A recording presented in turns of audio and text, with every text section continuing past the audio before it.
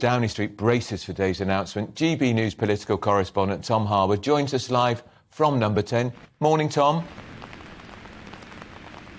Good morning. Yes, it's going to be a fairly nervous day in not just number 10, but also number 11 Downing Street. We remember the last time that the Bank of England changed their base rate. It was the day before that fateful mini budget. Now, many people in the Conservative Party say that actually a lot of the market turmoil, a lot of the change in the exchange rate, particularly between the pound and the dollar, was as a result as much of that Bank of England decision as it was of all of those tax cuts and unfunded spending commitments within the mini budget, many of which have now been reversed.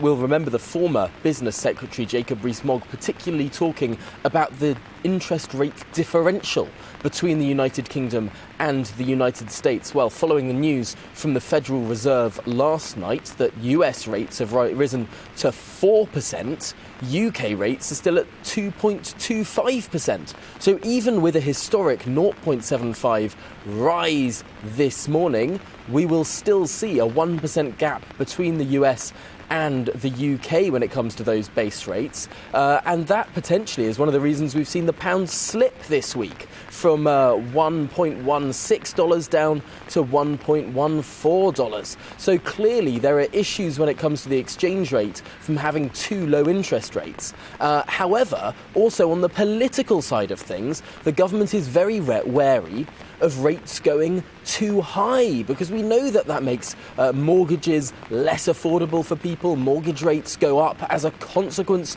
of interest rates going up. And interestingly, when Jeremy Hunt became Chancellor, he started talking about doing everything that he could to encourage the Bank of England to not raise rates by particularly much. And a lot of the fiscal tightening that we're going to see in this fiscal statement on the 17th of this month will be about the government showing that on the fiscal side of things, they can tighten things up to deal with inflation, perhaps leaving less to do on the monetary side of things, so the Bank of England doesn't raise rates to as high as they could possibly have been going. But as I say, rates are still at historic lows. 2.25% as they are today is historically low. It's still in this peculiar aberration period that we saw after the financial crisis, and we are expecting some normalisation, and that does mean a fairly hefty rise today.